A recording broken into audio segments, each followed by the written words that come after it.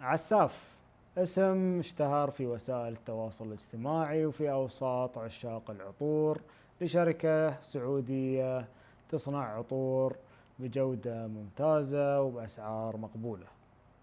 تواصل معاي واحد من الأصدقاء واقترح علي أن أجرب عطور عساف، فاقترح أنه يرسل لي 5 عطور موجودة عنده، فعشان تعرفون راينا خلكم ويانا ونبدأ كلامنا عن آخر إصدارات شركة عساف. أروجيت كوميه، عطر جميل يرتكز على رائحة البرتقال والزعفران في الافتتاحية مع تداخل رائحة البخور والأخشاب والمسك.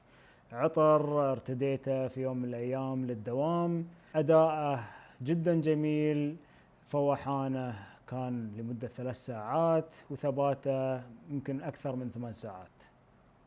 وثاني عطر عندنا هو عساف وايلد كولت، ويعتبر العطر هذا الأعلى مبيعا، حيث تقول الشركة أنها باعت 1,000,000 حبة من هذا العطر من يوم إطلاقه. العطر يفتتح معانا برائحة فاكهية على تداخل لذري مع تداخل بخوري.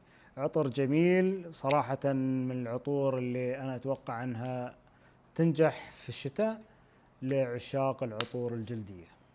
ونتكلم الحين عن مجموعة من دار عساف، وهي مجموعة فرانكل. تعتمد مجموعة فرانكل على محاكاة عطور شهيرة في عالم العطور، ونبدأ كلامنا فيها عن عطر فرانكل إيماجينيشن، وهو يحاكي عطر إيماجينيشن من LV.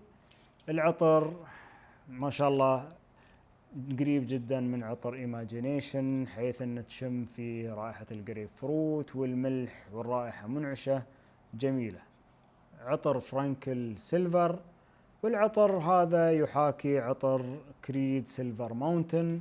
العطر يتميز برائحة حمضية خضراء مع رائحة مسكية في القاعدة، والصراحة هذا كان من العطور اللي ذكرني جدا جدا بعطر سيلفر ماونتن، واحد من أفضل البدائل.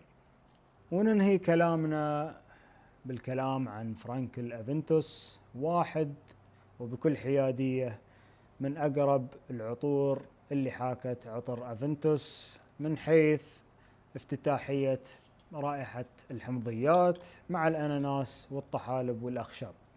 عطور فرانكل يعتبر أدائها جيد جدا من حيث الفوحان، والثبات يعتبر ممتاز، يستمر معاك من 6 إلى 8 ساعات. إذا جربتوا واحد من هذه العطور اللي تكلمنا عنها من شركة عساف، أو تقترحون علينا نجرب عطر ما جربناه من قبل، اكتبوا لنا في التعليقات. وإلى ذلك الحين، السلام عليكم ورحمة الله وبركاته.